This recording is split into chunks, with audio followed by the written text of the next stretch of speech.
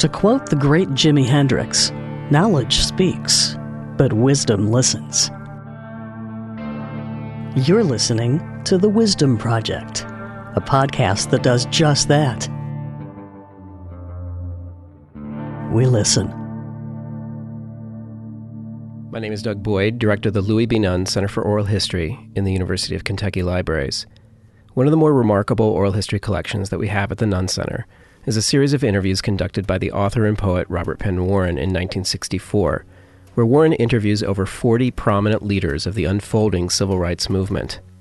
Robert Penn Warren, who was born in Guthrie, Kentucky, was the Pulitzer Prize-winning author and poet of works such as the novel All the King's Men. He was the first poet laureate of the United States. He grew up in a segregated South. He grew up a segregationist. But he began to grapple with this intellectually and later became a strong supporter of integration and racial equality. In 1956, he published a small book titled Segregation, The Inner Conflict of the South. And in 1965, he published the book Who Speaks for the Negro, the book that was based on the collection of oral history interviews Warren conducted on his reel-to-reel recorder. Although mostly men, the list of civil rights leaders who Warren interviewed is incredible. Roy Wilkins, Stokely Carmichael, James Baldwin, Vernon Jordan, Claire Harvey, Andrew Young, Kenneth Clark, Azelle Blair, Adam Clayton Powell, Aaron Henry, Ralph Ellison, as well as two of the more prominent leaders of the time, Martin Luther King and Malcolm X. In these interviews, Robert Penn Warren does not spend much time at the superficial level. He quickly dives below the surface and asks these interviewees to engage in deep, critical, reflective, and philosophical inquiry. Warren asks the big questions, and the ensuing discussions are, in my mind, one of the greatest primary sources to come out of this period. There are many future podcast episodes that can come out of the Nunn Center's Robert Penn Warren interviews with civil rights leaders. But this episode focuses on Warren's interviews with Martin Luther King and Malcolm X, two of the higher-profile leaders who were espousing two very different philosophies of action. By the time of this interview in 1964, Martin Luther King had long been a leading voice in the civil rights movement, from the Montgomery bus boycott, establishing the Southern Christian Leadership Conference, his letter from a Birmingham jail, the March on Washington in 1963. King continuously advocated a patient, nonviolent approach to action and protest. It's widely known that King was heavily influenced by Mahatma Gandhi's nonviolent approach to civil disobedience. King's philosophies of nonviolence led to a formation of organizations such as SNCC, the Student Nonviolent Coordinating Committee, and direct action in the form of organized protests such as the sit-ins in Greensboro. At the beginning of the interview, Warren asks King about how protest and action have changed between the time of his father, also a minister, and today. Those are phases then, shall we say, in a process. What is the next phase one might envisage? Do you mean the next phase in terms of... Beyond the present leadership and the present issues and present problems? Well, I think if there is a next phase, it will be an extension of the present phase. My feeling is that we will really have to grapple with ways and means to really bring about an integrated society. Nonviolent direct action, working through the courts and working through legislative processes may be extremely helpful in bringing about a desegregated society. But when we move into the realm of actual integration, which deals with mutual acceptance, a genuine intergroup, interpersonal living, then it seems to me that other methods will have to be used. And I think that the next phase will be the phase that really grapples with the methods that must be used to bring about a thoroughly integrated society. Although the passage and signing of the Civil Rights Act later that summer was a major step forward legislatively, by 1964 there seemed to be growing disagreement as to the most effective strategies for protest. Robert Penn Warren directly addresses this with Dr. King. Dr. Kenneth Clark has remarked in print that your appeal to many white people is because you lull them into some sense of security. And I hear too that there's some resistance, automatic emotional resistance on the part of Negroes because they feel that your leadership has somehow given a, not, quote, sellout, but a sense of a soft line, a rapprochement, that it flatters the white man's sense of security. Do you encounter this, and how do you think about this? How do you feel about these things, assuming they're true? Well, I don't agree with it, naturally. I think first one must understand what I'm talking about and what I'm trying to do when I say love, and that the love ethic must be at the center of this struggle. I'm certainly not talking about an affectionate emotion. I'm not talking about what the Greek language would refer to as eros or phileo. I'm talking about something much deeper, and I think there's a misunderstanding. But how can this misunderstanding be cleared up? I know your writings, and I've heard you speak, and that. But the misunderstanding somehow remains among a large segment of Negroes and among a large segment of whites. Well, I don't think it can be cleared up for those who refuse to look at the meaning of it. I've done it, I've said it in print over and over again. Yes, you have. Yeah. That I do not think violence and hatred can solve this problem. I think they will end up creating many more social problems than they solve. And I'm thinking of a very strong love. I'm thinking of love in action, and not something where you say love your enemies and just leave it at that. But you love your enemies to the point that you're willing to sit in at a lunch counter in order to help them find themselves. You're willing to go to jail, and I don't think anybody could consider this cowardice or even a weak approach. So I think that many of these arguments come from those who have gotten so caught up in bitterness that they cannot see the deep moral issues involved. That or the white man caught up in complacency. Yes. You just understand it. Yes, I think so. I think both. In his interview with Malcolm X a few months later, Robert Penn Warren hears a very different perspective. Anytime you tell a man to turn the other cheek or to be nonviolent in the face of a violent enemy, you're making that man defenseless. You're robbing him of his God-given right to defend himself. I think that a Negro should reserve the right to execute any measure necessary to defend himself. Any way, any form necessary to defend himself, he should reserve the right to do that just the same as others have the right to do it. Political assassination, for instance? I don't know anything about that. I wouldn't even answer a question like that. But I say that the Negro, when they cease to look at him as a Negro and realize that he's a human being, then they will realize that he is just as capable and has the right to do anything that any other human being on this earth has a right to do to defend himself. Robert Penn Warren then asks Malcolm X about the possibility of working with Dr. King's organization.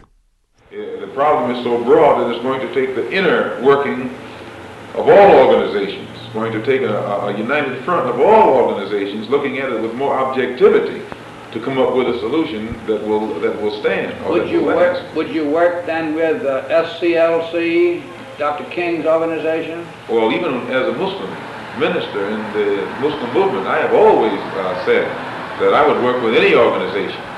But I can say it even more with more honesty now. Then when I said it, I would make the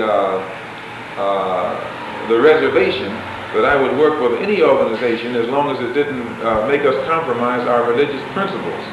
Now, I think that the problem of the American Negro goes beyond the principles of any organization, whether it's religious, political, or otherwise. Malcolm X then clarifies a nuanced distinction between his beliefs and philosophies and those of Dr. King's.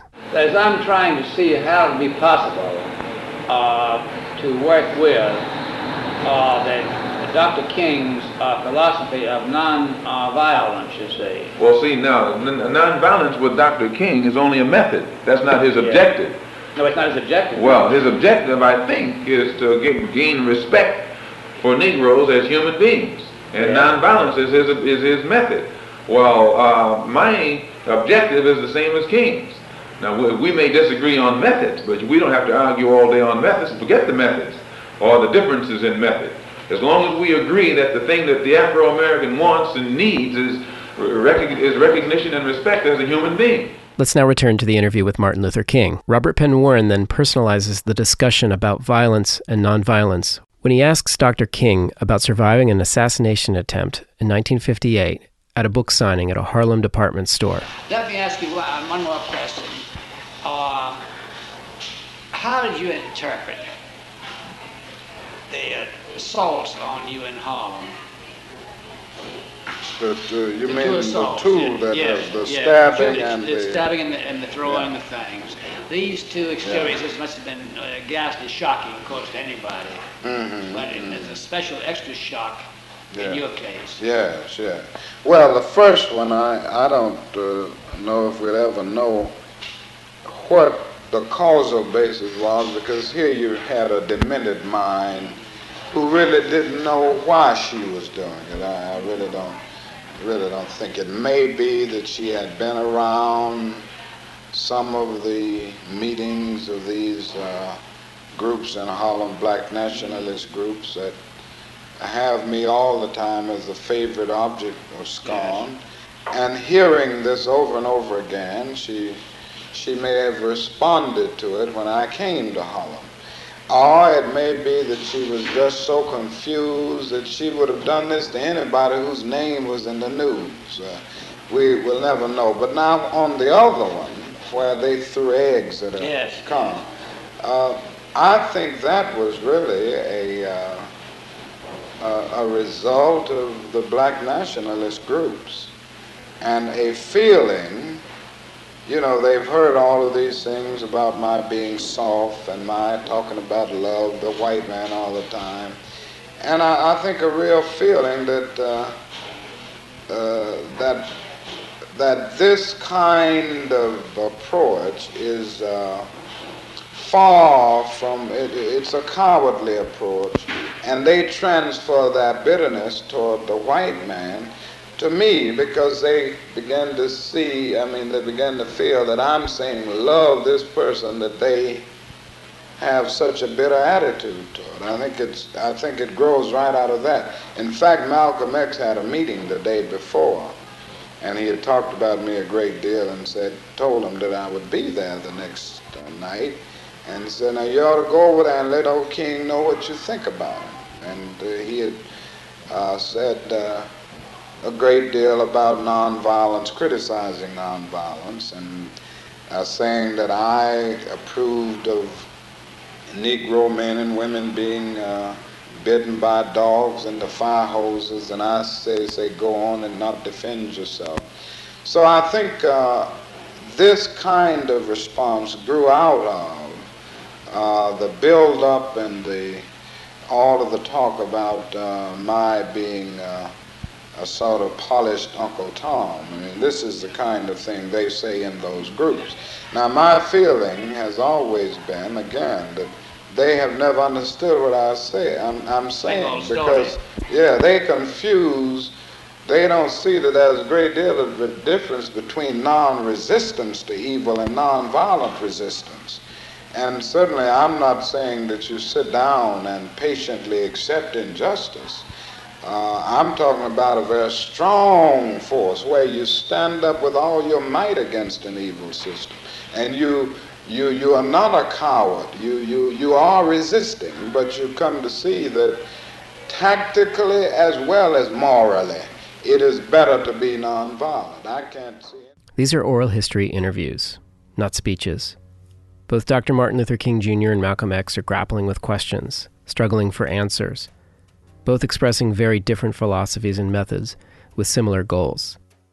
And through Robert Penn Warren's archived oral history interviews emerges a dialogue between Dr. Martin Luther King Jr. and Malcolm X.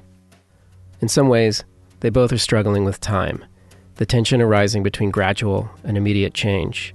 In his famous letter from Birmingham jail, King says, quote, "Actually, time is neutral. It can be used either destructively or constructively," unquote. Tragically, Malcolm X was assassinated in 1965, and Martin Luther King was assassinated in 1968. Last year marked the 50th anniversary of the publication of Robert Penn Warren's book, Who Speaks for the Negro? Time has passed. Many questions have been answered, yet many still remain. Thanks for listening to The Wisdom Project. The Wisdom Project podcast is brought to you by the Louis B. Nunn Center for Oral History in the University of Kentucky Libraries and is hosted and produced by Doug Boyd and Copanna Terry. Assistant producer for this episode was J.D. Carruthers. The music was written by Doug Boyd. You can find more episodes at thewisdomproject.life. We encourage you to listen to the full interviews with Malcolm X and Dr. Martin Luther King online at KentuckyOralHistory.org. They're searchable using our super cool search system called OHMS, OHMS, that makes the audio and video discoverable. The rest of the collection is incredible. I highly recommend you take some time to listen. Subscribe to the podcast on iTunes or your favorite podcasting platform. Like the Nunn Center on Facebook or check out our blog at nunncenter.org. Follow Copanna and I on Twitter at Douglas A. Boyd and at The Real Copanna. Stay tuned for the next episode of The Wisdom Project.